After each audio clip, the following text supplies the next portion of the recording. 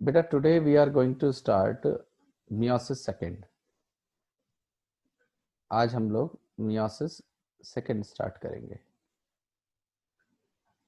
देखिए, meiosis first जैसे ही खत्म होता है, मियोसिस फर्स्ट जैसे ही खत्म होता है तो उसके बाद मियोसिस सेकेंड होने से पहले एक फेज आता है जिसे हम लोग इंटरकाइनेसिस कहते हैं। क्या कहते हैं? इंटरकाइनेसिस। ये वो फेज है जो एक तरीके से ट्रांजिशन समझ लीजिए, एक छोटा सा गैप समझ लीजिए जो मियोसिस वन और मियोसिस टू के बीच में आता है। मियोसिस वन और मियोसिस सेकेंड के बीच में आता है। It is a gap between both these both phases, meiosis one and meiosis two. और यहाँ पे इंटरकाइनेसिस के अंदर क्या होता है कि आप एक तरीके से समझ लीजिए, आपकी कुछ जो क्रोमोसोम्स होते हैं उनको रिक्वायर्ड जो हमारी आरएनए और प्रोटीन है उनका सिंथेसिस होता है। तो यहाँ पे सिंथेसिस होगा ऑफ आरएनए एंड प्रोटीन्स। कुछ आरएनए और प्रोटीन उनका सिंथेसिस होना है। और उसके अलावा जो सेंट्रोसोम्स हैं, जो सेंट्रोसोम हैं और सेंट्रियोल है, ये सेंट्रोसोम और सेंट्रियोल अपना जो है रेप्लिकेशन करते हैं, अंडरगो रेप्लिकेशन। ये काम होता है इंटरकाइनेसिस के अंदर, उससे ज्यादा कोई इवेंट नहीं होने वाला। अब वापस लौट के आता हूं मैं अपने मियोसिस सेकेंड के ऊपर कि मियोसिस सेकेंड में क्या होगा। तो मैंने आपको बताया था कि कोई भी जब डिवीजन होता है, मियोटिक डिवीजन होता है, तो ये दोनों डिवीजन कंसेक्यूटिवली होते हैं। मतलब ऐसा नहीं होता मियोसिस वन हो गया और मियोसिस सेकेंड नहीं होगा। ये जब भी गैमेट फॉर्मेशन होगी तो एक जब भी मियोसिस फर्स्ट होता है तो उसमें मियोसिस फर्स्ट होने के टाइम पे हमारी दो हैप्लॉइड सेल बन जाती है, दो हैप्लॉइड सेल बन जाती है। ठीक है, इक्वल साइज की बनती है, तो मैं इसको भी इक्वली बना देता हूँ जितनी ये बनी है ऊपर वाली सेल। ये इक्वल साइज की दो सेल बनती है जो हैप्लॉइड होती है। और उसके बाद हमारा मियोसिस सेकेंड होता है, मियोसिस सेकेंड होता है, जिसके कारण हमारी दो सेल ऊपर वाली बनाएगी और दो सेल नीचे वाली बनाएगी। तो ऊपर वाला ये जो हमारा पहला वाला डिवीजन हो रहा है मियोसिस वन, इसमें देखिए प्लॉइडी रिड्यूस हो रही है, तो इसे हम लोग रिडक्शनल डिवीजन कहते हैं। इसे हम लोग रिडक्शनल डिवीजन कहते हैं। और यहाँ पे प्लॉइडी क्या रह रही है, इस हैप्लॉइड से हैप्लॉइड ही सेल्स बन रही है। तो यहाँ पे क्या होगा, इक्वेशनल डिवीजन होगा। There is equational division. ठीक है, तो एक डिप्लॉइड सेल हमारी चार हैप्लॉइड सेल को बना रही है।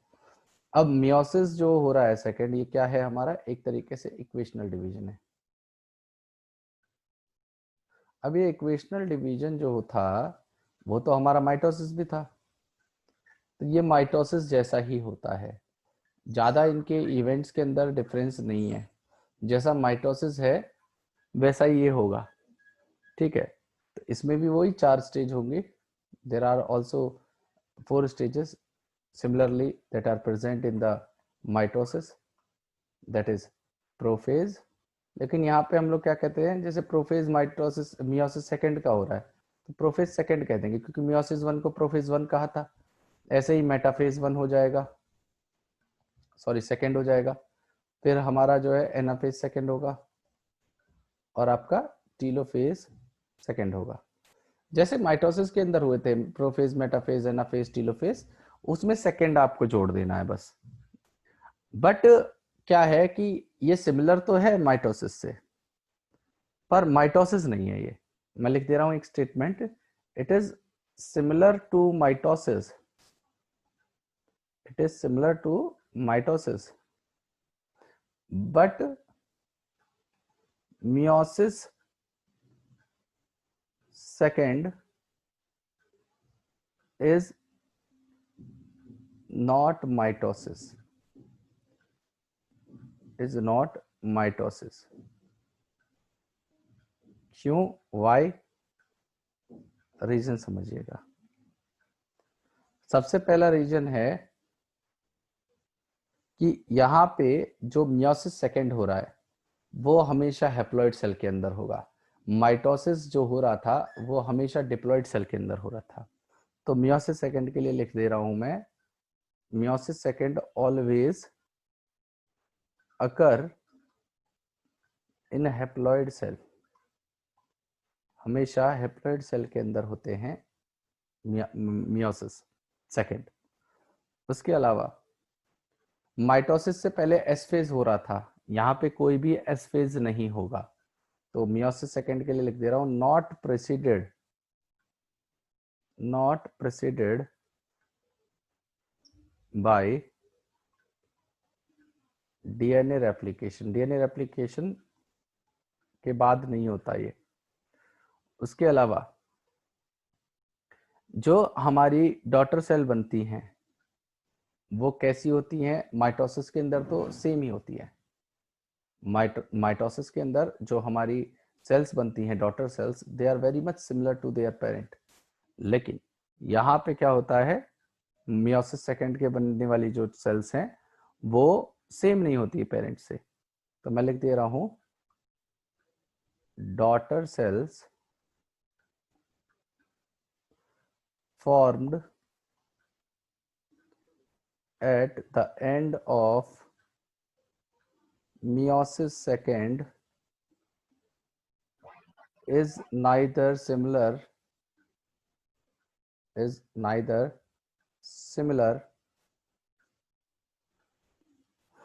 to each other nor to parent cell, ना ही पेरेंट सेल से ये सिमिलर होती है। ठीक है, तो ये डिफरेंस है इसका माइटोसिस से। किसका?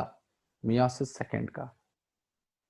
अब मैं एक एक करके इनके जो इवेंट्स हैं हमारे, prophase second, metaphase second, anaphase second और टीलोफेज सेकेंड, इन सब की बात करूंगा। तो आप समझिएगा क्या होता है यहाँ पे। देखिए, मैं बात कर रहा हूं स्टेजेस की, stages of meiosis second.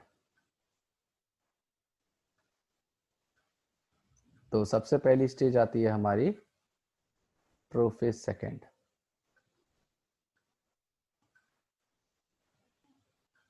Prophase second क्या होती है? तो यहाँ पे क्या होता है, जैसे माइटोसिस के अंदर हो रहा था वैसे ही यहाँ पे जो क्रोमोसोम है वो कंडेंसेशन करना शुरू करेंगे, शॉर्टनिंग शुरू करेंगे, और जो दो सिस्टर क्रोमेटिड हैं जो अलग हो चुके थे वो एक साथ सेंट्रोमियर पे जुड़ के क्रोमोसोम बना लेंगे। तो यहाँ पे पहला इवेंट मैं लिख दे रहा हूं, मैं डायग्राम भी अब इसकी साथ में पैरेलली आपको शो करूंगा। ठीक है, तो chromosomes shorten and two chromatid are attached to single centromere। एक सिंगल सेंट्रोमियर से वो अटैच हो जाता है। उसके अलावा जैसे याद करिए माइटोसिस के अंदर स्पिंडल फाइबर फॉर्मेशन जो स्टार्ट हो रही थी, ऐसे ही हमारे स्पिंडल यहाँ पे बननी शुरू हो जाएगी। Formation of spindle start. और क्या होगा यहाँ पे भाई, न्यूक्लियोलस और न्यूक्लियर मेम्ब्रेन डिसअपियर हो रही थी माइटोसिस के प्रोफेज के अंदर। वहां तो 1 और सेकंड कुछ नहीं था, प्रोफेज की बात हो रही है। तो वहां पे जैसा इवेंट हो रहा था सिमिलरली यहाँ पे इवेंट होगा, कोई भी डिफरेंस नहीं आएगा। न्यूक्लियर मेम्ब्रेन एंड, मेम्ब्रेन पूरा लिख लीजिएगा आप, and nucleolus begin to disappear, begin to disappear।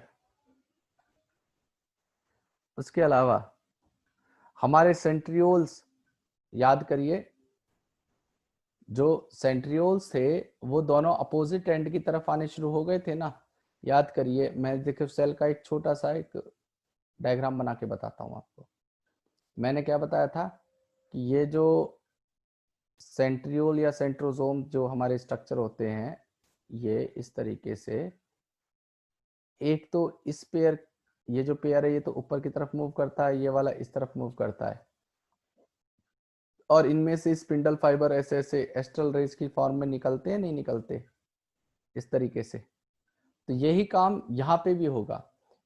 जो भी माइटोसिस के इवेंट हैं वो ही माइटोसिस के जो प्रोफेज के इवेंट होंगे वो ही मियोसिस सेकेंड के प्रोफेज के इवेंट होंगे। डिफरेंस क्या है वो मैं बता चुका हूं, तो यहाँ पे देख लीजिए। नेक्स्ट पॉइंट जो होगा वो ये क्या है कि जो सेंट्रियोल पेयर है वो क्या करेगा, एक तो एस्टर फॉर्म करेगा, डेवलप करेगा एस्टर्स को, एंड मूव करेगा अपोजिट पोल पे, and move to future spindle pole, opposite spindle poles की तरफ मूव करना शुरू करेगा। तो ये प्रोफेज जो सेकंड हुआ है इसको आप डायग्राम से समझिएगा, डायग्राम से समझिएगा कि डायग्राम में क्या दिया हुआ है। इसको देखिए, मियोसिस सेकंड,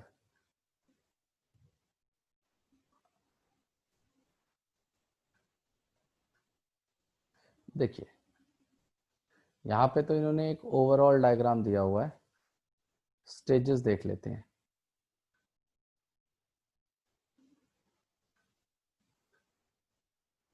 ये देखिए प्रोफेज के अंदर यहाँ पे ये वाला प्रोफेज सेकंड दिया हुआ है, this part is prophase second. तो यहाँ पे आप देखिए ये स्पिंडल्स इससे बनते हुए चले जा रहे हैं और ये माइग्रेट कर रहा है, देखो एक इस पोल की तरफ, एक अपोजिट पोल की तरफ।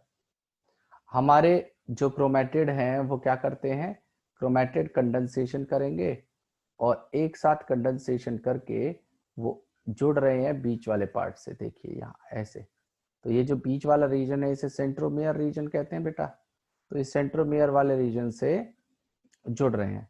तो यहाँ पे देखिए ये वाला जो पार्ट है ये आपके क्रोमोसोम्स हैं जो जुड़ रहे हैं एक दूसरे से।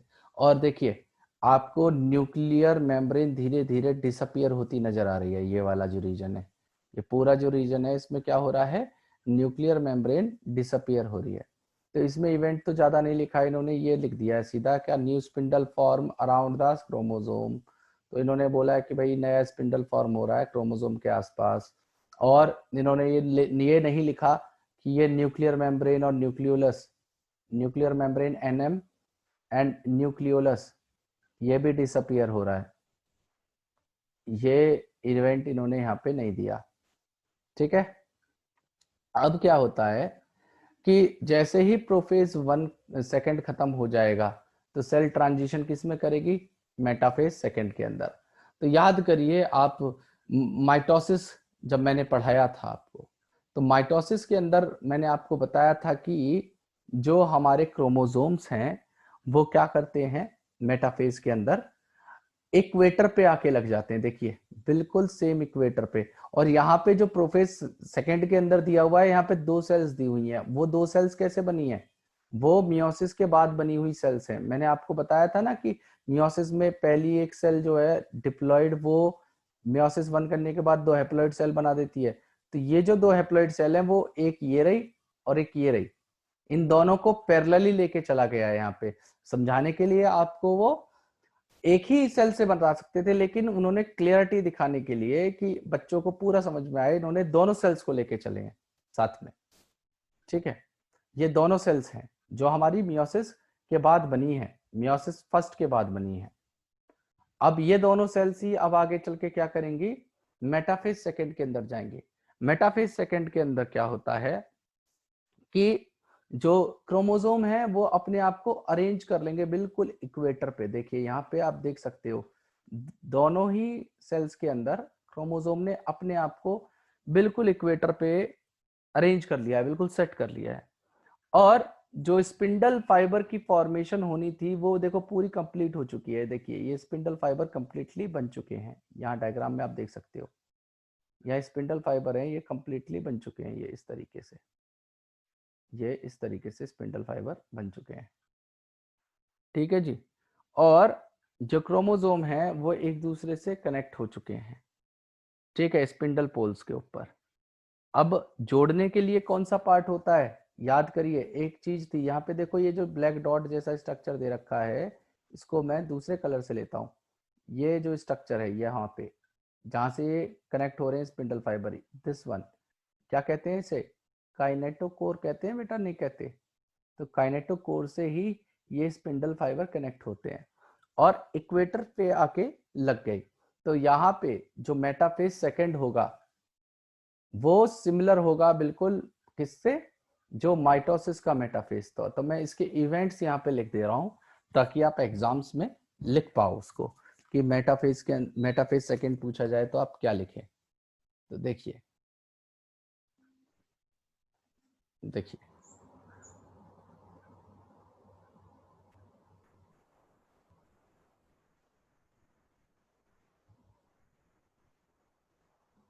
स्टेजेस को देख लीजिए आप।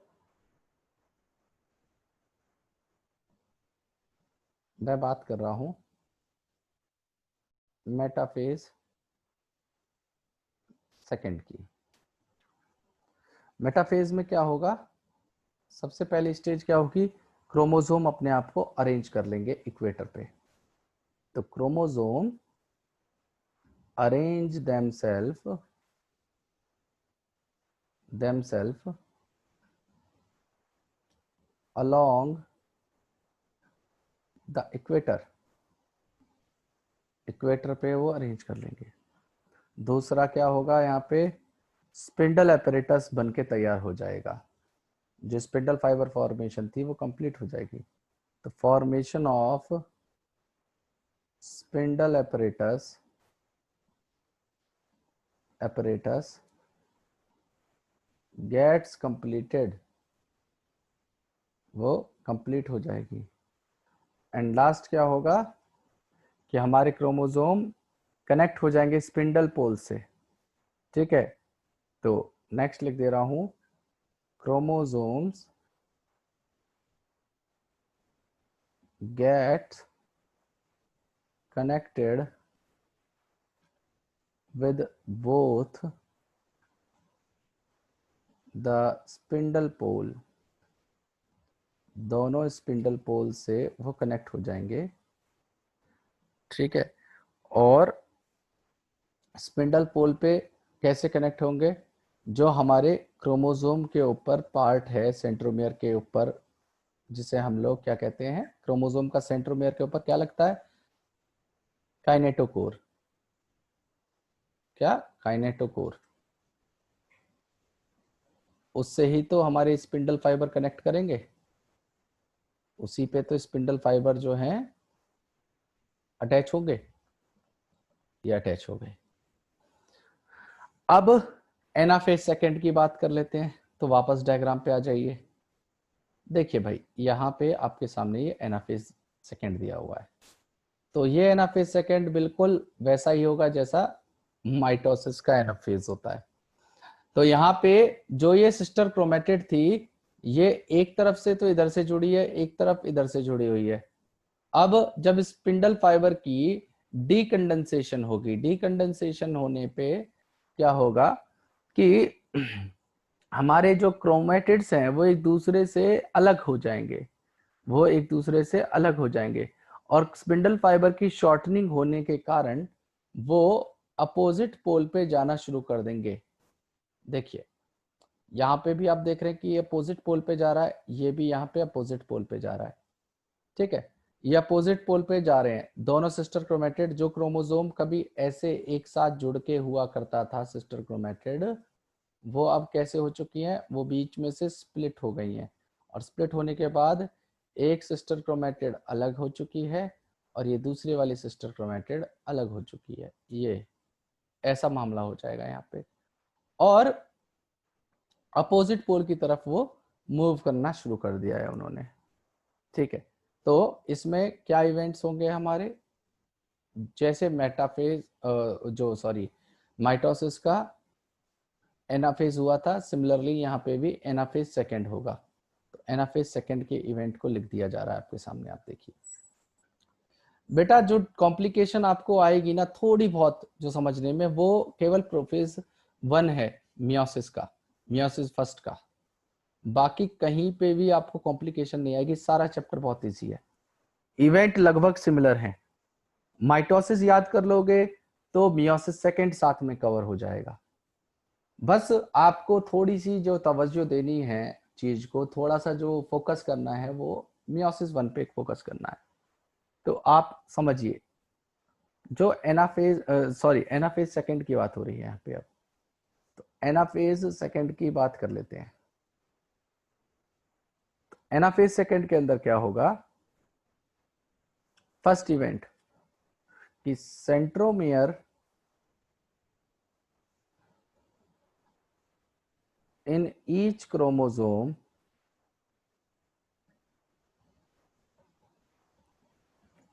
डिवाइड इंटू 2, मतलब स्प्लिट कर जाएगा, नहीं कर जाएगा, डिवाइड इंटू 2। तो यहां पे हमारे क्या हो जाएंगे, रिजल्ट क्या होगा, हर क्रोमेटिड में एक सेंट्रोमेयर हो जाएगा। तो क्या लिख दे रहा हूं मैं, 1 centromere for each chromatid, for each chromatid, her chromatid के लिए एक सेंट्रोमेयर हो जाएगा, ठीक है जी। अब क्या होगा, दूसरा इवेंट देख लेते हैं। दूसरा इवेंट यहाँ पे क्या होने वाला है, अब सेकेंड इवेंट होगा कि जो डॉटर क्रोमोसोम है वो मूव करेंगे हमारे कैसे, अपोजिट पोल की तरफ। तो मैं लिख दे रहा हूं, chromatid begins to move toward the opposite pole, opposite pole की तरफ मूव करना वो शुरू कर देंगे। एंड हमारे एनाफेज सेकंड होते होते 4 ग्रुप ऑफ क्रोमोसोम प्रोड्यूस होंगे जो कि हैप्लॉइड नंबर में होंगे। तो मैं लिख दे रहा हूं, at the end of anaphase second 4 groups of chromosome are produced, each having haploid number, haploid number, ठीक है जी। एंड अब फाइनली आएगा टीलोफेज। तो देखिए टीलोफेज क्या होता है। टीलोफेज के अंदर हमारे दोनों जो हमारे क्रोमेटिड के पेयर थे वो सब क्या करेंगे, अलग अलग सेल के अंदर पहुंच चुके होंगे आप, ठीक है। जैसे ये जो पार्ट है ये वाला एक तरफ पहुंच जाएगा, ये एक तरफ हो जाएगा। क्रोमोसोम की जो स्पिंडल फाइबर है वो डिकंडेंस हो जाएंगे, पूरी तरीके से बिल्कुल गायब हो जाएंगे। ये तो एनाफेज के अंदर बता रहा हूं मैं आपको, ये काम होगा टीलोफेज के अंदर। यहाँ देखिए आपको कोई भी स्पिंडल फाइबर आपको देखने के लिए नहीं मिल रहा, ये टीलोफेज सेकंड हो रहा है। और इसी के साथ इन्होंने साइटोकाइनेसिस को दिखा दिया, हालांकि साइटोकाइनेसिस इसके बाद में होती। तो अब क्या होगा, देखिए आप यहाँ पे देख सकते हैं कि न्यूक्लियर मेम्ब्रेन और न्यूक्लियोलस फिर से रीअपियर हो रहा है। न्यूक्लियर मेम्ब्रेन और न्यूक्लियोलस फिर से रीअपियर हो रहा है। देखिए nuclear envelope form around each set of chromosome, ठीक है। तो न्यूक्लियर एनवेलप जो है फिर से रीअपियर हो जाएगा और हमारे जो क्रोमोसोम्स थे वो फिर से ये थ्रेड की फॉर्म में आ जाएंगे। जैसे अनकंडेंस्ड फॉर्म होती है पहले तो ये इस तरीके से करते हैं डिवीजन करने के टाइम पे, तो ये कंडेंसेशन कर लेते हैं। जब इनको डिवाइड करना होता है तो ये क्या करते हैं, ये इस तरीके से कंडेंसेशन कर लेते हैं। और जब इनको नॉर्मली, मतलब नॉर्मल रेस्टिंग स्टेज में रहना होता है, डिवीजन नहीं करना होता, तो ये इस तरीके से क्रोमेटिन फाइबर की फॉर्म में रहते हैं। और जब इनको डिवाइजन करना है तो ये इस तरीके से कंडेंस करके क्रोमोसोम की फॉर्म में आ जाते हैं। ठीक है, तो ये क्या करेंगे वापस, अब इनको डिवीजन तो इनका हो चुका है भाई, तो इनको जरूरत थोड़ी है कोई डिवीजन करने की अब, तो ये वापस अपनी उसी स्टेज में चले जाएंगे थ्रेड फॉर्म में। तो ये देखिए आप, बिल्कुल लॉन्ग थ्रेड्स आप देखने के लिए मिलेंगे आपको यहाँ पे, ये देखिए ये लॉन्ग थ्रेड्स आपको क्रोमेटिन के देखने के लिए मिलेंगे, कोई क्रोमोसोम की फॉर्म में आप यहाँ पे नहीं देखेंगे। और सारे स्पिंडल फाइबर डीजनरेट हो जाएंगे। क्या हो जाएंगे? स्पिंडल फाइबर्स डीजनरेट हो जाएंगे, डीजनरेट। कोई भी समस्या यहाँ पे नहीं आएगी। आगे बात समझ में? तो टीलोफेज सेकंड के अंदर क्या इवेंट्स होंगे उन्हें देख लीजिए आप एक बार। हम लोग टीलोफेज सेकंड की बात कर रहे हैं। देखिए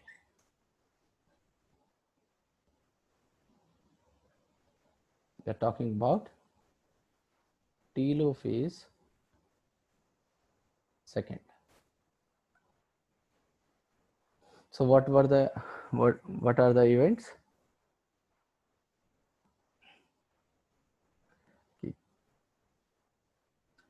Chromatid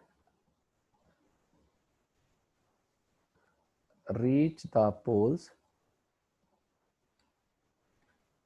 पोल्स पे रीच कर जाएंगे, एंड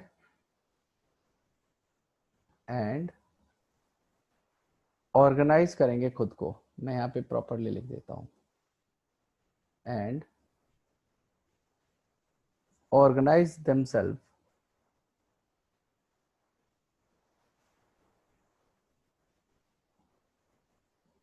themselves into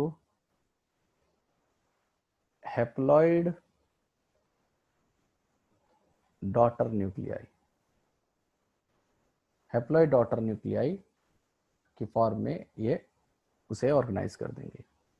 हमारे न्यूक्लियोलस और न्यूक्लियर मेम्ब्रेन ये फिर से रीअपेयर हो जाएगी। Nuclear membrane and nucleolus reappear.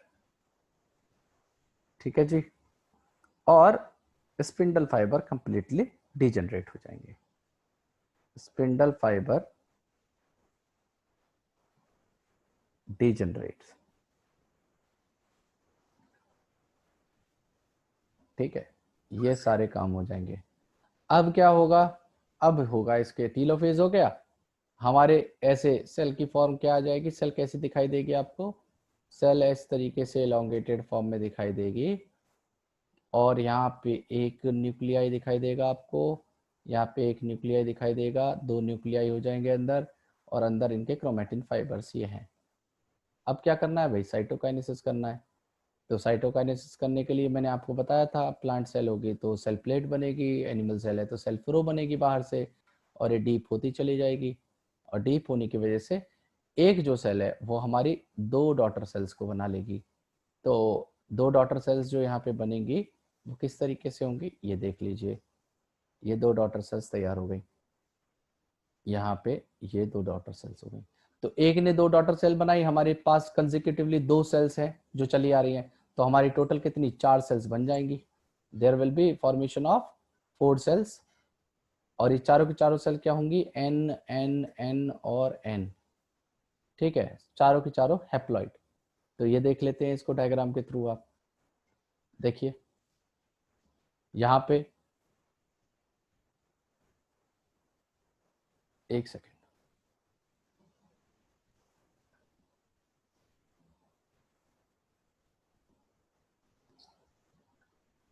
ये देखिए, ये बिल्कुल एक आइडियल सा डायग्राम है जो आपको पढ़ने की जरूरत है। देखिए ये बिल्कुल एक आइडियल सा डायग्राम है जो समझने की ज़रूरत है। यहाँ पे इनिशियली इंटरफेस हुआ, इंटरफेस के अंदर सारे इवेंट हो गए हमारे G1 S और G2। फिर प्रोफेज 1 हुआ। प्रोफेज 1 बहुत कॉम्प्लेक्स था जिसमें 5 सब स्टेजेस थी। फिर हमारे मेटाफेज फर्स्ट से पहले इन्होंने प्रो मेटाफेज दिखा दिया है। ठीक है, काम वही होना है। प्रो मेटाफेज फर्स्ट के अंदर हमारे धीरे धीरे वो असेंबल होने शुरू होंगे इक्वेटोरियल प्लेट पे। और यहाँ पे आप देखिए बिल्कुल इक्वेटर पे मेटाफेज के अंदर लग चुके हैं, मेटाफेज 1 के अंदर। ठीक है, यहाँ पे 2 मेटाफेजिक प्लेट बनी है और फिर ये अपोजिट पोल पे खींचे जा रहे हैं यहाँ पे ऐसे एनाफेज फर्स्ट के अंदर। और ये जो टीलोफेज हुआ उसमें ये दोनों के दोनों बिल्कुल देखो, एक न्यूक्लिया ये बन गया, एक न्यूक्लिया ये बन गया। फिर हमारा क्या होगा, साइटोकाइनेसिस हो जाएगा और ये 2 सेल्स तैयार हो जाएंगी। ये देखिए 2 सेल्स तैयार हो चुकी हैं, साइटोकाइनेसिस हो गया। मियोसिस फर्स्ट हुआ तो साइटोकाइनेसिस फर्स्ट भी हो गया उसके बाद, कंप्लीट होने के बाद। अब ये जो 2 सेल्स तैयार हुई, ये दोनों की दोनों सेल्स हमारी हैप्लॉइड थी। इन्होंने क्या किया, प्रोफेज सेकंड किया। प्रोफेज सेकंड के अंदर वही इवेंट जो मैंने अभी आपको एक्सप्लेन किए, coiling and condensation, nuclear membrane disappear होना, ये सारे काम हुए। प्रोमेटाफेज के अंदर वो फिर से अरेंज होने शुरू हुए। प्रोमेटाफेज सेकंड के अंदर देखो अभी बिल्कुल इक्वेटर पे नहीं है, वो इक्वेटर पे लगना शुरू करते हैं। तो देखिए मेटाफेज आते आते बिल्कुल इक्वेटर पे लग जाएंगे ये। ठीक है, और इससे इनसे स्पिंडल फाइबर अटैच हो जाएंगे। और फाइनली एनाफेज सेकंड जब आएगा तो यहाँ से देखिए दोनों क्रोमोसोम सिस्टर क्रोमेटिड एक दूसरे से स्प्लिट करके एक दूसरे से अपोजिट आना शुरू करेंगी। और फाइनली क्या होगा, जब टीलोफेज होगा तो इसमें ये इस एंड पे आ जाएगी, ये इस एंड पे हो जाएगी, ये इस एंड पे हो जाएगी, ये इस एंड पे हो जाएगी।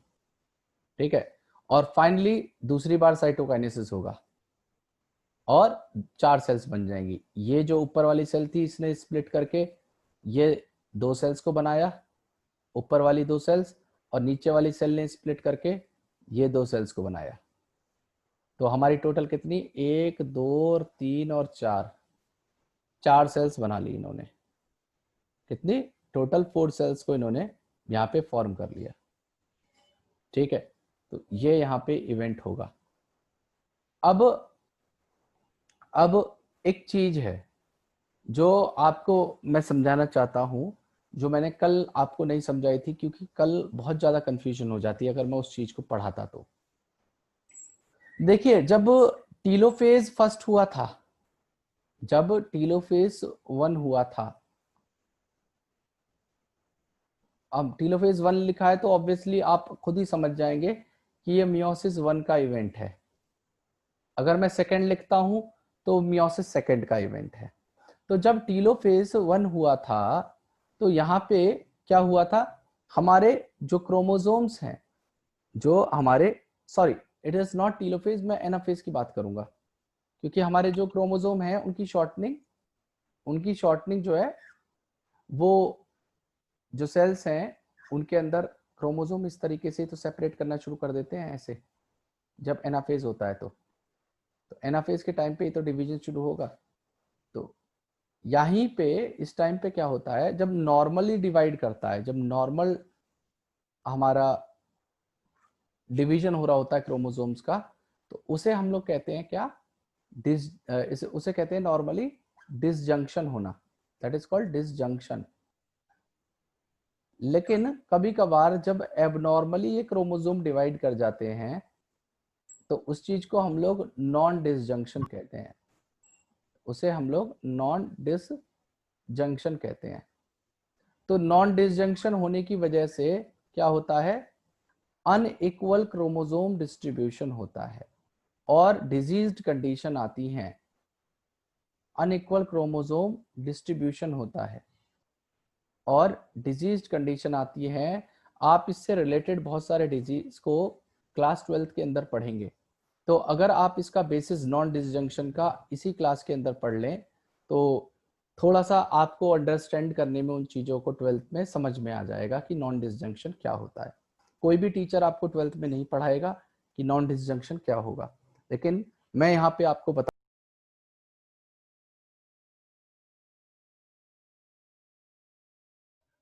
देखिए नॉन डिसजंक्शन का मतलब क्या होता है, मैंने आपको बताया था अभी कि नॉन डिसजंक्शन का मतलब होता है कि अनइक्वल क्रोमोसोम का डिस्ट्रीब्यूशन होना।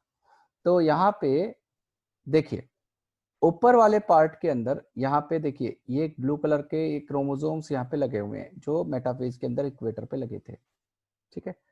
एक स्काई ब्लू कलर का, एक ग्रीन कलर का, एक रेड कलर का है। तो ये जो दो ऊपर वाले क्रोमोसोम थे, that is this one and this one, इन दोनों के अंदर क्या हुआ है, प्रॉपर डिसजंक्शन हुआ। तो ये ऊपर वाले हाफ में क्या हुआ है, इस अपर हाफ के अंदर प्रॉपर डिसजंक्शन हुआ। इसमें क्या हुआ, दोनों सिस्टर क्रोमेटिड स्प्लिट हुई और एक इस पोल की तरफ गई और एक इस पोल की तरफ गई। सिमिलरली यहाँ पे जो ग्रीन वाला क्रोमोसोम दिया हुआ है, इसमें भी देखिए आप प्रॉपरली डिसजंक्शन हुआ है, प्रॉपर डिसजंक्शन हुआ है, इक्वल डिस्ट्रीब्यूशन हुआ है क्रोमोसोम का। लेकिन देखिए रेड वाले के अंदर क्या हुआ, यहाँ पे नॉन डिसजंक्शन हो गया, मतलब इक्वल डिस्ट्रीब्यूशन हमारे क्रोमोसोम्स का नहीं हुआ। ये क्यों नहीं हुआ, क्योंकि जो सिस्टर क्रोमेटिड थी जो कि सेंट्रोमेयर वाले पार्ट से अटैच थी, वो अटैच ही रह गई, वो यहाँ पे अटैच ही रह गई, और अटैच होने की तरह वजह से ये दूसरे वाले पोल की तरफ जो है यहाँ पे माइग्रेट ना करके ये दोनों ही सिस्टर क्रोमेटिड क्या करेंगी, इस पोल की तरफ आ गई। तो कहोगे सर इससे दिक्कत क्या होगी, तो दिक्कत तक क्या होगी वो आप यहाँ पे समझेंगे। देखिए दिक्कत क्या आएगी, यहाँ पे आपको समझ में आ जाएगा क्या दिक्कत आएगी।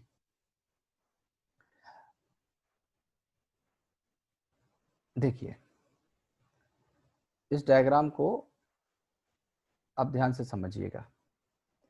सबसे पहला वाला नॉर्मल केस लिया है मैंने यहाँ पे, दूसरा वाला केस लिया है मियोसिस 1 के लेवल पे अगर नॉन डिसजंक्शन, देखो डिस्ट्रीब्यूशन क्रोमोसोम का दोनों लेवल पे हो रहा है, चाहे मियोसिस फर्स्ट हो चाहे मियोसिस सेकंड हो, दोनों में ही क्रोमोसोम जो है स्प्लिट हो रहे हैं एक दूसरे से। तो ये दूसरे लेवल पे है नॉन डिसजंक्शन। अब समझिएगा एक एक करके। सबसे पहले नॉर्मल कंडीशन को समझिए तो आपको सारा आगे का मामला समझ में आ जाएगा क्या होगा। सबसे पहले नॉर्मल केस को समझते हैं। यहाँ पे ये नॉर्मल केस है इधर वाला, ठीक है, ये पूरा का पूरा नॉर्मल केस है जो कि एक नॉर्मल सेल के अंदर हो रहा है। यहाँ पे हमारे क्रोमोसोम्स आपके सामने दो पेयर दिखाई दे रहे हैं, ठीक है, दो पेयर आपको क्रोमोसोम्स के शो हो रहे हैं। यहाँ पे क्या हुआ, मियोसिस 1 हुआ, और मियोसिस 1 होने के बाद ये इस पोल पे आ गया, ये इस पोल पे आ गया, ये इस पोल पे आ गया, ये इस पोल पे आ गया, ठीक है। इससे क्या हुआ कि हमारी दो सेल्स बन गई जो इक्वल शेप की बनी, ठीक है। ये यहाँ से स्प्लिट होके, एक मिनट रुकिए, ये वाली सेल्स ऐसे स्प्लिट हुई और इसने एक क्रोमोसोम को बना लिया, ये वाली सेल ऐसे स्प्लिट हुई और इसने एक क्रोमोसोम को बना लिया, ठीक है जी। ये दो क्रोमोसोम्स हमारे अलग अलग दो सेल्स के अंदर डिस्ट्रीब्यूट हो गए। अब यहाँ पे इन्होंने सेल्स को नहीं दिखाया, इन्होंने डायरेक्टली क्या किया, मैंने मियोसिस सेकंड दिखा दिया यहाँ पे, देखिए। अब मियोसिस के अंदर क्या किया, ये जो ऊपर वाला क्रोमोसोम है ये दोनों स्प्लिट हो गए सिस्टर क्रोमेटिड, और यहाँ पे ये सिस्टर क्रोमेटिड एक साथ स्प्लिट हो गई, जिससे कि एक छोटा क्रोमोसोम और एक बड़ा क्रोमोसोम ये एक सेल के अंदर आ गया। सिमिलरली यहाँ पे भी ऐसा हुआ, दूसरी सेल के अंदर आ गया। तो ये कंडीशन एन कंडीशन यहाँ पे बनी, एन कंडीशन यहाँ पे बनी, और यहाँ पे भी यही काम हुआ, दोनों एक अपने अपने रिस्पेक्टिव पोल्स के ऊपर आ गए, और हमारे ये चार सेल्स तैयार हो गई है इस तरीके से, जिसमें चारों की चारों सेल्स हमारी इक्वल थी, मतलब हैप्लॉइड थी मियोसिस फर्स्ट और मियोसिस सेकंड करने के बाद। अब क्या होता है, नॉन डिसजंक्शन हो जाता है मियोसिस फर्स्ट के लेवल पे, तो क्या समस्या आएगी सेल्स के अंदर। तो देखिए मियोसिस 1 के लेवल पे अगर आपका जो क्रोमोसोम है वो क्या एबनॉर्मेलिटी शो करेंगे। देखिए यहाँ पे एक सेल थी जिसके पास दो पेयर ऑफ क्रोमोसोम थे। अब इसमें क्या हुआ, मियोसिस 1 के लेवल पे इसने डिवाइड करा, पहले वाले ऊपर वाले सेट के अंदर तो इक्वल डिस्ट्रीब्यूशन हुआ, लेकिन जो नीचे वाले बड़े क्रोमोसोम है वो एक दूसरे से अलग नहीं हो पाए और दोनों के दोनों एक ही पोल की तरफ आ गए। तो उससे क्या होगा कि जब सेल तैयार होंगी, जब हमारी सेल्स तैयार होंगी, तो ये जो एक हाफ बनेगा उसके अंदर तो एक ही छोटा वाला क्रोमोसोम चला गया, और ये जो दूसरा हाफ बना यहाँ पे, मैं इसको थोड़ा सा क्लियर कर देता हूँ डायग्राम को।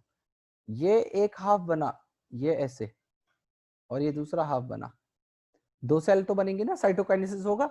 तो यहाँ पे ये वाला जो सेट बना, इसके अंदर तो एक क्रोमोसोम का पूरा पेयर चला गया, जो कि जिसमें से एक क्रोमोसोम के इसके अंदर होना चाहिए था, यहाँ पे इस वाले में होना चाहिए था।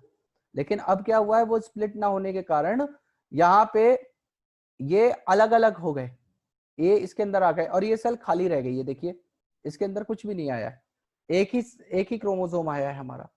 तो यहाँ पे क्या होगा कि जो ये वाली सेल आएगी, इसके अंदर एक एक क्रोमोसोम का सेट प्लस हो जाएगा, n+1 n+1 आ जाएगी कंडीशन। और यहाँ पे क्या होगा कि n-1 n-1 कंडीशन आ गई। ठीक है बेटा, यहाँ पे n-1 n-1 मतलब 4 सेल बनी, लेकिन चारों एबनॉर्मल। कैसे? इनके अंदर ऐड हो रखे हैं एक एक क्रोमोसोम का, और यहाँ पे एक एक क्रोमोसोम घट चुका है, तो चारों सेल एबनॉर्मल बनेगी। बेटा ऐसी अगर सेल कंडीशन होती है तो डिजीज हो जाता है। ठीक है, क्या हो जाता है? डिजीज कंडीशन हो जाती है। एक इसी से रिलेटेड एक डिजीज है जिसे हम लोग जो है डाउन सिंड्रोम कहते हैं। वहां पे क्या होता है, ट्राइसोमी हो जाती है, मतलब जो 2n कंडीशन होती है ना सेल के अंदर, उसमें एक प्लस और हो जाता है। तो वहां पे क्या होता है, क्रोमोसोम नंबर 21 के हर सेल के अंदर जो है आपका 3 क्रोमोसोम रहेंगे 21 के, और ऐसे सिंड्रोम को हम लोग कहते हैं डाउन सिंड्रोम। क्या कहते हैं? Down syndrome. और ये लोग मेंटली रिटार्डेड होते हैं बचपन से ही, कॉन्जेनाइटल हार्ट डिजीज रहता है, छोटा सा हाइट रहेगी, गोल स्मॉल राउंड हेड रहता है, पार्शियली ओपन माउथ रहता है, मतलब टोटली डिसेबल्ड रहते हैं ऐसे लोग। ठीक है, अब क्या होता है, अगर मियोसिस सेकंड के लेवल पे नॉन डिसजंक्शन हो जाए तो क्या कंडीशन आएगी? देखिए यहाँ नॉर्मल वही सेल थी जिसके पास दो पेयर ऑफ क्रोमोसोम थे। मियोसिस फर्स्ट बिल्कुल करेक्ट हुआ, कहीं परेशानी नहीं आई, इक्वल डिस्ट्रीब्यूशन हुआ, यहां से ये एक हाफ बन गया और ये इधर एक हाफ बन गया सेल का। ठीक है, साइटोकाइनेसिस होके दो इन्होंने बराबर सेल बनाई थी। लेकिन दिक्कत कहाँ आई? मियोसिस सेकंड के लेवल पे आई। और मियोसिस सेकंड के लेवल पे क्या हुआ, इस सेल के अंदर तो इक्वल डिसजंक्शन हुआ, दोनों सेल के जो क्रोमोसोम सिस्टर क्रोमेटिड थी वो स्प्लिट हुई और अलग अलग उन्होंने नॉर्मल सेल बना ली। देखिए एन और एन, ये बिल्कुल करेक्ट है ये। लेकिन दिक्कत कहाँ आती है? दिक्कत आती है इस लेवल पे। यहाँ पे देखिए आप, यहाँ पे क्या हुआ कि ये जो ऊपर वाला क्रोमोसोम था इसने बिल्कुल सही डिस्ट्रीब्यूशन हुआ, बिल्कुल ये इसमें चला गया, इसमें चला गया, ऐसा ही होना चाहिए था, आइडियल था। लेकिन इस वाले में क्या होता है कि दोनों सिस्टर क्रोमेटिड स्प्लिट नहीं होती। तो यहाँ पे जो इधर हाफ वाली सेल बनेगी, ये हाफ वाली सेल बनेगी, ये हाफ के अंदर तो हो जाएंगे हमारे 3, क्योंकि 2 तो ऑलरेडी सिस्टर क्रोमेटिड है ही और एक ऊपर वाला, तो n+1 कंडीशन यहाँ पे आ जाती है, n+1 कंडीशन आ जाती है। और इस वाले में बेचारे में ये खाली रह गया, एक ही रह गया इसके अंदर, तो यहाँ तो एक ही रह गया, तो ये n-1। तो यहाँ पे क्या होगा, एक सेल के अंदर ऐड हो जाएगा, एक सेल के अंदर कम हो जाएगा क्रोमोसोम। तो यहाँ पे 2 सेल तो बराबर बनी ना भाई। तो ज्यादा डेंजरस कौन से लेवल पे होता है? अगर नॉन डिसजंक्शन मियोसिस फर्स्ट के लेवल पे हो जाए तो ज्यादा समस्या आती है। क्यों? देखो यहाँ पे 2 सेल तो नॉर्मल है ना भाई, 2 नॉर्मल है, लेकिन यहाँ तो चारों की चारों जो सेल्स बन रही है ये सॉरी, ये चारों सेल एबनॉर्मल है, ये चारों सेल्स एबनॉर्मल है। तो ये आपका नॉन डिसजंक्शन होता है। ठीक है, आई होप आप लोगों को बहुत आराम से बहुत अच्छे से समझ में आया हो कि डिसजंक्शन क्या होता है। ठीक है, डिसजंक्शन के अंदर क्या समस्या आती है। तो ये तो रही आपकी सारी बात जो मियोसिस से रिलेटेड थी। अब हम एक काम करते हैं, अब सिग्निफिकेंस जैसे हम लोगों ने माइटोसिस का पढ़ा था, अब इसी तरीके से सिग्निफिकेंस की बात करते हैं मियोसिस के। तो now I am sharing the screen again and I am telling you the significance of meiosis. See, देखिए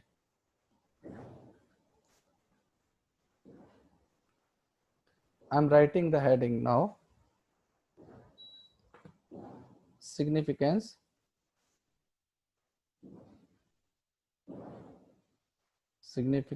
ऑफ मियोसिस। ये मियोसिस होना क्यों जरूरी है, मियोसिस होना क्यों मैंडेटरी है? तो सबसे पहला तो मियोसिस इसलिए जरूरी है क्योंकि अगर मियोसिस नहीं होगा तो क्रोमोसोम नंबर को हाफ करके जो हमारा गैमीट बनाने का प्रोसेस है वो नहीं होगा। और जब तक गैमीट नहीं बनेंगे, जब तक गैमीट नहीं बनेंगे तो हमारा क्या होगा कि जो जाइगोट है वो फॉर्मेशन नहीं हो सकता। क्यों? देखिए यहाँ पे मैं बात कर रहा हूँ पेरेंट्स की, तो पेरेंट्स दोनों ही डिप्लॉयड हैं। ये मेल पेरेंट है, ये हमारी फीमेल पेरेंट है, ठीक है। इन्होंने गैमेट्स को बनाया, गैमेट को बनाया किसके थ्रू? मियोसिस इवेंट किया। मियोसिस ओवरऑल बोल रहा हूँ, इसमें फर्स्ट एंड सेकंड दोनों इंक्लूडेड है। तो मेल पेरेंट ने बनाए स्पर्म्स जो कि हैप्लॉइड बने, ठीक है, जो कि एन बने, और यहाँ पे फीमेल पेरेंट ने बनाया ओवम या ओवा या एग जो कि हैप्लॉइड था। और यहाँ पे इन दोनों ने फर्टिलाइजेशन किया और यहाँ पे फर्टिलाइजेशन होने के बाद एक डिप्लॉइड जाइगोट बना, यहाँ पे एक डिप्लॉइड जाइगोट बन गया। अब ये जाइगोट जब बन जाएगा तो ये बराबर डिवीजन करेगा, माइटोसिस करेगा, ग्रोथ करेगा, इक्वेशनल डिवीजन, और ये भी एक अडल्ट बन जाएगा after some period of time. लेकिन अगर ऐसा होता कि ये मियोसिस ना होता तो क्या होता बेटा? अगर मियोसिस ना होता तो क्या होता? देखो यहाँ पे क्या होता कि जो पेरेंट है वो diploid, male parent female parent भी दोनों डिप्लॉयड हैं। इन्होंने गैमेट बनाया इक्वेशनल डिवीजन से, तो ये भी डिप्लॉयड बन गया, ये भी डिप्लॉयड बन गया, और जब जाइगोट बन गया वो क्या बन गया? 4n बन गया। तो हमें क्या करना है? क्रोमोसोम नंबर्स को मेंटेन करना है। क्या करना है? मेंटेन करना है क्रोमोसोम नंबर को जनरेशन से जनरेशन तक। अगर पेरेंट्स भी हमारे, जो हमारे पेरेंट्स थे अगर डिप्लॉयड हैं, तो जाइगोट जो इनकी ऑफस्प्रिंग आएगी, मतलब जो इनके बच्चे होंगे ये भी तो डिप्लॉयड ही होने चाहिए। ऐसा नहीं है कि पेरेंट्स डिप्लॉयड होंगे और ऑफस्प्रिंग जो है टेट्राप्लॉयड बन जाए, हैं, मतलब सेम रहना चाहिए। तो ये मेंटेन करता है क्रोमोसोम नंबर को जनरेशन टू जनरेशन। तो मैं उसी पॉइंट को पहले मेंशन कर रहा हूं आपके सामने, उसी पॉइंट को मैं मेंशन कर दे रहा हूं यहाँ पे। So see the first significance of meiosis, लिख दे रहा हूं, meiosis maintain the chromosome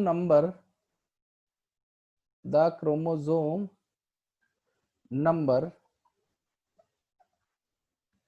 from generation to generation,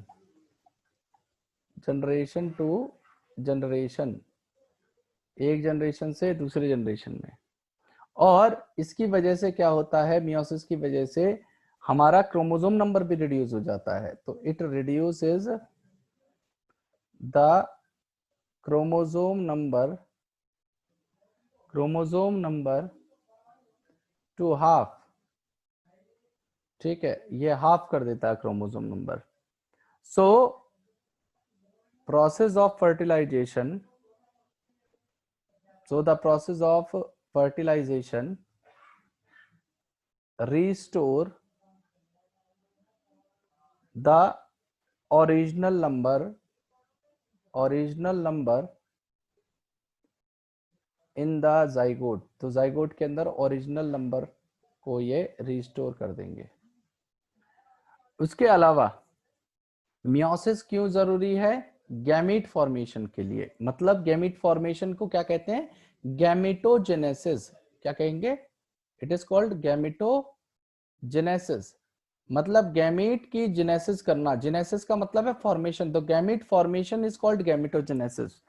तो मियोसिस किस लिए जरूरी है? मियोसिस अकर्स ड्यूरिंग गैमेटोजेनेसिस और गैमीट फॉर्मेशन, ठीक है, इसके लिए बहुत ज्यादा जरूरी है। और गैमेट फॉर्मेशन के अंदर क्या होता है? हमारी diploid cell will form haploid gamete, diploid cell haploid gametes को बनाएंगी और हैप्लॉयड गैमेट्स जो है फ्यूज करके डिप्लॉइड जाइगोट फॉर्म कर लेती हैं, जो मैं पहले बता चुका हूं। उसके अलावा बहुत बड़ा जो रोल है वो क्या है, वेरिएशन। कल उसके ऊपर मैंने बहुत एम्फेसिस दिया था, आपको याद करिए कितनी बार बताया था। अगर अगर अभी भी आप नहीं याद करेंगे, नहीं समझेंगे, तो बेटा मेरी उसमें कोई गलती नहीं होगी, ठीक है। तो वेरिएशन के लिए बहुत ज्यादा जरूरी है। क्यों? जो मियोसिस के अंदर एक इवेंट होता है क्रॉसिंग ओवर या क्रॉस ओवर, ये बहुत बड़ी चीज है। अगर ये ना हो तो वेरिएशन ना हो, ठीक है। तो क्रॉस ओवर होना, उसके अलावा हमारे रैंडम डिस्ट्रीब्यूशन हो जाना क्रोमोसोम्स का, रैंडम डिस्ट्रीब्यूशन हो जाना, इसे इंडिपेंडेंट असॉर्टमेंट कहते हैं हम लोग। इसको पता चल जाएगा आपको जब आप मेंडल की लॉ पढ़ेंगे। इसको जेनेटिक्स से भी हम रिलेट कर सकते हैं, लेकिन मैं अभी रिलेट नहीं कर रहा हूं मेंडल से इसके काम को। रैंडम डिस्ट्रीब्यूशन हो जाना होमोलोगस क्रोमोसोम का, ठीक है। अगर ये चीज नहीं समझ में आएगी तो 12th का जेनेटिक्स का एक पोर्शन है वो नहीं समझ में आएगा आपको। तो इसकी वजह से, क्रॉसिंग ओवर होने की वजह से हमारा वेरिएशन होता है। और जो वेरिएशन है वो बहुत ज्यादा इंपॉर्टेंट है। किसके लिए? It is important for evolution. ये इवोल्यूशन के लिए बहुत ज्यादा मैंडेटरी है, बहुत ज्यादा रिक्वायर्ड है, ठीक है बेटा। और इसके अलावा क्या होता है कि यहाँ पे अगर नॉन डिसजंक्शन हो जाए, अगर हमारा यहाँ पे नॉर्मली नॉन डिसजंक्शन हो जाए, तो इसकी वजह से क्या होता है, क्रोमोसोमल एबनॉर्मेलिटी आ जाती है। क्या होगा? क्रोमोसोमल एबनॉर्मेलिटी आ जाएगी, ठीक है, जिसकी वजह से डिसऑर्डर्स हो जाएंगे। कौन से? Chromosomal disorder. और ये क्रोमोसोमल डिसऑर्डर को हम लोग क्या कहते हैं? ये एक तरीके के जेनेटिक डिसऑर्डर्स हैं। These are genetic disorders. तो ये तो रही बात सिग्निफिकेंस की मियोसिस के। अब देखिए, आप एक तरीके से समझ सकते हो कि आपका चैप्टर वैसे खत्म हो चुका है अगर प्रैक्टिकली बात करी जाए, लेकिन अब एक दो चीजें हैं जो मैं एक्स्ट्रा आपको बताना चाहता हूं। अब एक तो मैंने आपको बोला था कि मियोसिस भी कई तरीके का होता है, तो वो भी थोड़ा सा बता देता हूं कि टाइप ऑफ मियोसिस क्या क्या होंगे, ठीक है। तो बेसिकली मियोसिस 3 तरीके का होता है। बेसिकली मियोसिस 3 टाइप का होता है। कौन कौन से टाइप्स हैं देख लीजिए एक बार। मैं बात करता हूं टाइप्स ऑफ मियोसिस की। तो basically there are 3 type of meiosis. First type is called gametic meiosis, ठीक है, गैमेटिक मियोसिस। दूसरे वाला टाइप होता है जिसे कहते हैं zygotic meiosis, zygotic meiosis. And third type is called sporic meiosis. Third type is called sporic meiosis. तो देखिए गैमेटिक मियोसिस कब होगा? गैमेटिक मियोसिस होगा जब गैमीट फॉर्मेशन करना है। देखिए काम तीनों के अंदर यही होगा कि डिप्लॉइड सेल एक हमारे हैप्लॉइड गैमीट को बनाएगी। जाइगोटिक मियोसिस में भी यही होगा। क्या? रिडक्शनल डिवीजन तो तीनों में कॉमन है, लेकिन जगह बदल जाएगी, कहां कहां पे ये होना है। रिडक्शनल डिवीजन तीनों में होगा, लेकिन प्लेसेस बदल जाएंगे। जैसे जाइगोटिक मियोसिस, गैमेटिक मियोसिस तो आपको समझ में आ गया कि एक डिप्लॉइड जर्म सेल हमारे 4 हैप्लॉइड गैमेट्स को बनाती है मियोसिस 1 एंड मियोसिस 2 करने के बाद। तो गैमेट फॉर्मेशन के समय जब जो भी प्रोसेस होगा वो गैमेटिक मियोसिस हो गया। लेकिन जाइगोटिक मियोसिस के अंदर क्या होता है? देखिए जाइगोटिक मियोसिस तब होता है जब कोई पेरेंट बॉडी हैप्लॉइड हो। फॉर एग्जांपल, जैसे मैं बात करता हूं ब्रायोफाइट्स की। तो ब्रायोफाइट्स जो होते हैं ये क्या होते हैं बेचारे? इनकी बॉडी हैप्लॉइड होती है, मतलब they are not diploid like us. जैसे हम लोग डिप्लॉइड है, we are 2n, but bryophytes क्या होते हैं? ऑलरेडी इनकी जो पेरेंट की बॉडी है वो हैप्लॉइड है, n है। तो इस केस में क्या होगा कि एक मेल पेरेंट है जो n है, ऐसी फीमेल पेरेंट है जो n है। लेकिन अब एक बात बताओ, जब ये खुद n है तो ये गैमेट कैसे बनाएंगी? तो ये गैमेट बनाती है मियोसिस करके। तो they will undergo, sorry meiosis नहीं करेंगी, दे विल अंडरगो माइटोसिस, मैंने फ्लो में बोल दिया, दे विल अंडरगो माइटोसिस। ये माइटोसिस करेंगे क्योंकि मैंने क्या बताया, n से नीचे कोई भी प्लॉइडी नहीं जा सकती, n/2 तो हो ही नहीं सकता। तो यहाँ पे इसको क्या करना होगा, माइटोसिस करना होगा। तो माइटोसिस करा और इसने बना लिए दो मेल और female gamete, that is n और n। तो ये माइटोसिस करके दो गैमेट्स हमारे बन चुके हैं यहाँ पे n और n, और ये दोनों n और n मिलके क्या होंगे, फ्यूजन करेंगे, फर्टिलाइजेशन करेंगे और जाइगोट बन गया आपका डिप्लॉइड। जाइगोट आपका डिप्लॉइड हो चुका है। तो देखिए पेरेंट सेल तो हैप्लॉइड थी, जो पेरेंट्स थे वो तो हैप्लॉइड थे, लेकिन जो जाइगोट इनकी ऑफस्प्रिंग आई वो डिप्लॉइड है। तो ऐसा कैसे हो जाएगा कि भाई बाप हैप्लॉइड और बेटा इसका जो है डिप्लॉइड हो गया? तो ये जाइगोट क्या करेगा, अब फिर से इसको अडल्ट बनना है ना, तो ये जाइगोट मियोसिस करेगा, it will undergo the process of meiosis, and meiosis करके जाइगोट क्या करेगा, एन बॉडीज को बनाएगा इस तरीके से। तो जाइगोट जब करता है तो उसे हम लोग क्या कहते हैं, जाइगोटिक मियोसिस कह देते हैं। लेकिन एक और होता है, ये फंगस भी करते हैं और कुछ हमारे प्लांट्स भी करते हैं, यहाँ पे भी ऐसा ही होता है कि जाइगोट बन गया आपका डिप्लॉइड, और वो क्या करता है, डिप्लॉइड बॉडी जो जाइगोट की आई है वो हमारी मियोसिस करके बहुत सारी हैप्लॉइड स्पोर्स को बना लेते हैं, बहुत सारी हैप्लॉइड स्पोर्स को बना लेते हैं, और ये स्पोर्स जर्मिनेट करती हैं और फिर से एक हैप्लॉइड एडल्ट बना लेंगी। ये सारा काम होता है हमारा गैमेटिक, जाइगोटिक और स्पोरिक मियोसिस के अंदर।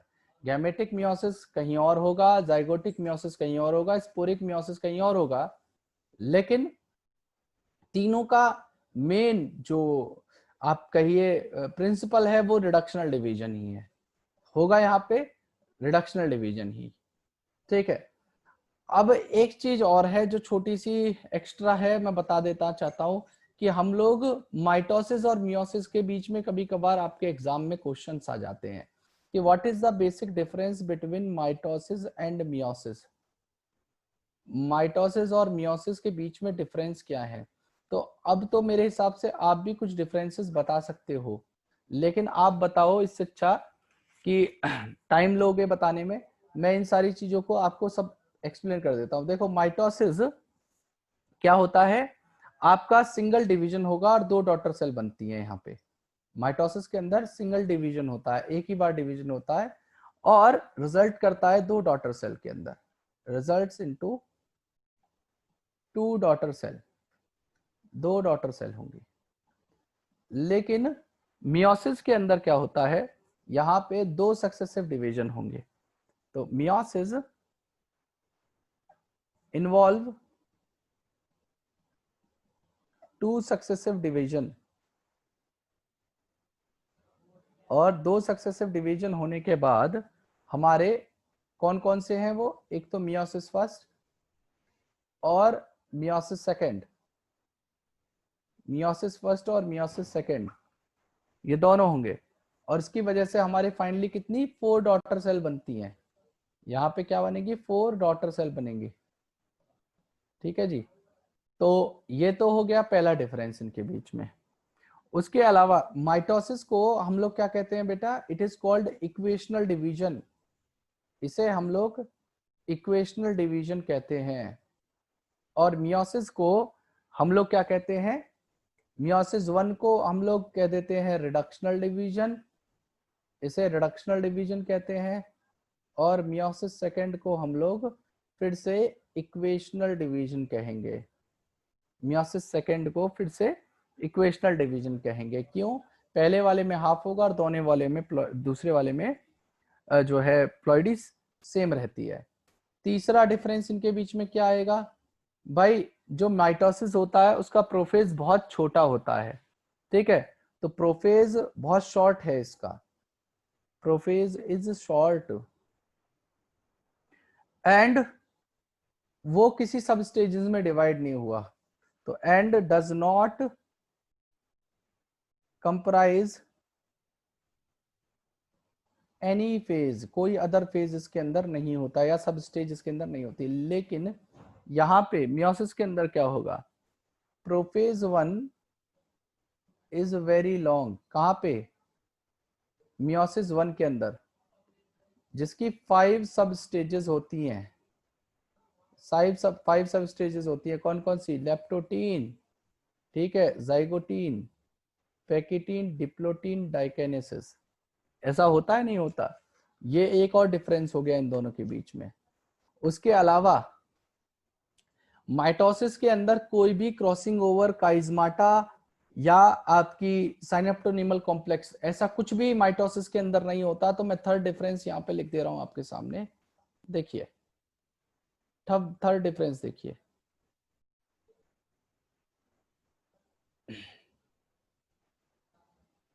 देखिए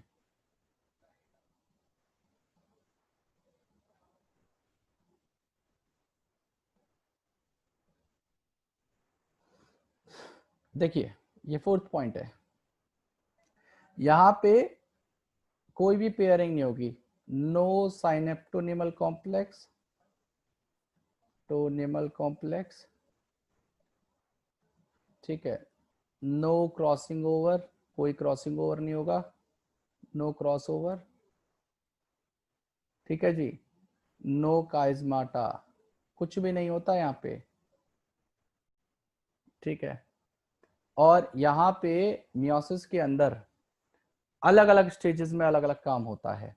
याद करिए, जो जाइगोटीन स्टेज थी, जाइगोटीन के अंदर तो बन रहा था आपका क्या, साइनेप्टोनिमल complex, साइनेप्टोनिमल complex.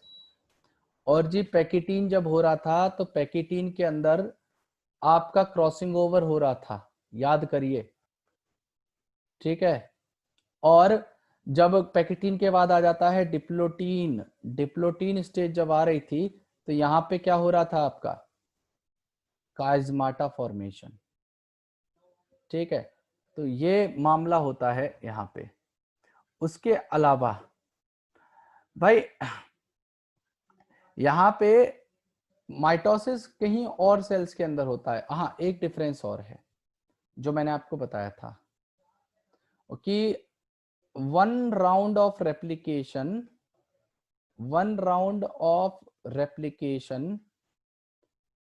followed by one round of division, एक राउंड रेप्लिकेशन एक राउंड डिवीजन से फॉलो होगा। लेकिन यहां पे क्या होता है, ये फिफ्थ होगा बेटा, it is fifth point, it is also fifth, ठीक है। और यहां पे क्या होगा, one round of replication followed by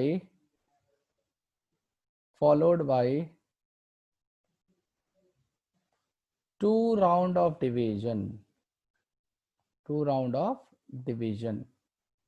ठीक है। एक ये डिफरेंस हो गया आपका। उसके अलावा सेल्स में डिफरेंस आता है कि कौन सी सेल्स के अंदर ये प्रोसेस होते हैं। तो देखिए देखिए समझिएगा, लास्ट पॉइंट है ये माइटोसिस और मियोसिस के बीच में। देखिए माइटोसिस कहां पे रोल प्ले करता है, हीलिंग के अंदर, हमारी बॉडी में चोट लग जाती है तो इंजरी को रिपेयर भी कराता है और हमारी बॉडी के अंदर ग्रोथ करवाना, इन सब में रोल प्ले करता है। लेकिन मियोसिस का रोल क्या है, एक तो गैमेट फॉर्मेशन में है, गैमेट फॉर्मेशन कराने में, उसके अलावा वेरिएशन के लिए जरूरी है मियोसिस होना, और हमारे क्रोमोसोम नंबर को मेंटेन करना जनरेशन टू जनरेशन। तो maintain the chromosome number, NO लिख रहा हूं मैं इसको, फ्रॉम जनरेशन टू जनरेशन, ये सब काम किसके हैं, मियोसिस के हैं। So these are the major differences which are present between mitosis and meiosis. ठीक है, तो आई होप आपको सारी चीजें बिल्कुल क्रिस्टल क्लियर समझ में आई हो, और कहीं पे भी कोई कंफ्यूजन होगी तो आप मुझे बताएंगे। और कल जब ये चैप्टर भी खत्म हो गया है तो कल भैया आपका इस चैप्टर का टेस्ट भी है। ठीक है, इस पार्ट का आपके टेस्ट भी होगा, क्योंकि मैंने माइटोसिस तक कराया था, तो माइटोसिस तक का मैंने टेस्ट लिया था। तो इस कल वाले टेस्ट में आपका मियोसिस फर्स्ट और मियोसिस सेकंड, ये दोनों पार्ट्स पूछे जाएंगे। ठीक है, मियोसिस 1 और मियोसिस 2 दोनों पार्ट्स को पूछा जाएगा। तो आप लोग बी प्रिपेयर्ड, हो सकता है एमसीक्यू आ जाए, हो सकता है रिटर्न आ जाए, और कोशिश करेंगे कि मैक्सिमम टू मैक्सिमम लोग इस पेपर को अटेम्प्ट करेंगे। I want maximum students. ठीक है, ज्यादा से ज्यादा नहीं भाई, आप कितने 45 मिनट्स टू 1 आवर नहीं निकाल सकते क्या अपनी पूरी हफ्ते की पढ़ाई के लिए है? और ये आपके सेल्फ इवैल्यूएशन के लिए काम हो रहा है, सेल्फ असेसमेंट के लिए ये काम हो रहा है। तो आप थोड़ा सा अपने लिए ऑनेस्ट बनिए और पढ़ाई करके टेस्ट को देना शुरू करिए, ताकि आप लोग की परफॉर्मेंस अच्छी रहे और मेरे को भी सेटिस्फेक्शन रहे कि हाँ मैं अच्छा डिलीवर कर रहा हूँ और बच्चे अच्छा परफॉर्म कर रहे हैं। ठीक है, और कहीं भी कोई भी कंफ्यूजन होती है तो आप मुझसे पूछें।